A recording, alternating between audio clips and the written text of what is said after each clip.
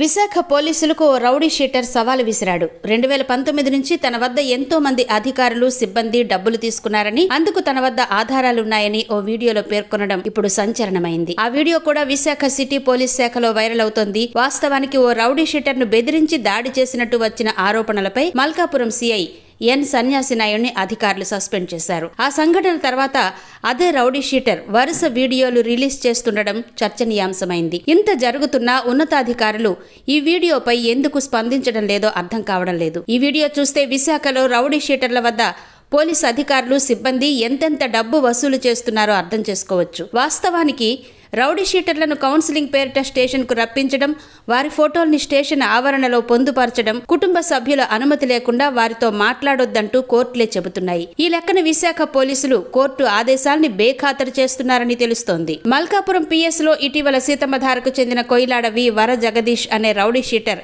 తనను పోలీసులు కొట్టారని, తాను పశ్చిమ ఇండిపెండెంట్ ఎమ్మెల్యే అభ్యర్థిగా బరిలో ఉండడంతో నామినేషన్ను ఉపసంహరించుకోమని సిఐ సన్యాసి నాయుడు తనపై ఒత్తిడి తెచ్చారని మౌఖికంగా చెప్పడంతో సిపి ఆయన్ను సస్పెండ్ చేశారు. ఆ తర్వాత ఎఫ్ఐఆర్ కూడా నమోదైంది.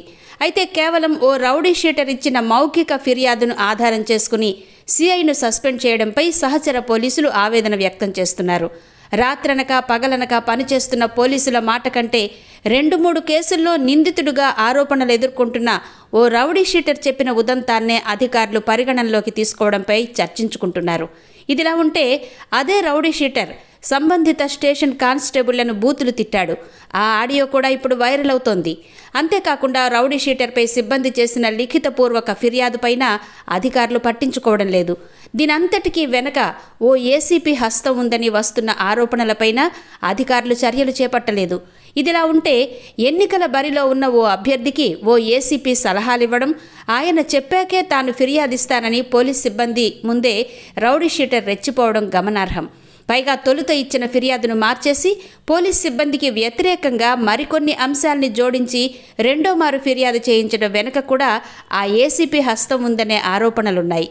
మల్కాపురం సిఐతో ఉన్న విభేదాల్ని దృష్టిలో పెట్టుకుని తనకు కావలసిన వ్యక్తిని ఆ స్టేషన్ అధికారిగా నియమించుకుందామనే భావనతోనే సదరు అధికారి అలా చేయించి ఉంటారని కమిషనరేట్ వర్గాలే పేర్కొంటున్నాయి. ఇదిలా ఉంటే మల్కాపురం స్టేషన్లో అసలేం జరుగుతోందంటూ పత్రికల్లో వస్తున్న కథనాల నేపథ్యంలో రౌడీ షీటర్ జగదీష్ కుటుంబ సభ్యుల నుంచి పోలీసులు స్టేట్మెంట్ రికార్డు చేయించడం గమనార్హం. ఇదంతా చూస్తుంటే రౌడీ షీటర్ ఇచ్చిన ఫిర్యాదుకు విశాఖలో ఎంత గౌరవం ఉంటుందో ఇట్టే అర్థం చేసుకోవచ్చని, సిఐను సస్పెండ్ చేయించిన రౌడీ షీటర్ పోలీసులకు సవాల్ విసురుతుంటే ఓ ఏసీపీ చేతలకు బలైపోయిన సిఐ మాత్రం ఇంట్లో కూర్చున్నారంటూ విశాఖ సిటీ పోలీసులు ఎద్దేవా చేస్తున్నారు. ఇదిలాగే కొనసాగితే భవిష్యత్తులో రౌడీ షీటర్లంతా మూకుమ్మడిగా పోలీసులపై దాడులు చేసినా ఆశ్చర్యపోనక్కర్లేదంటూ సిబ్బంది ముక్కున వేలేసుకుంటున్నారు.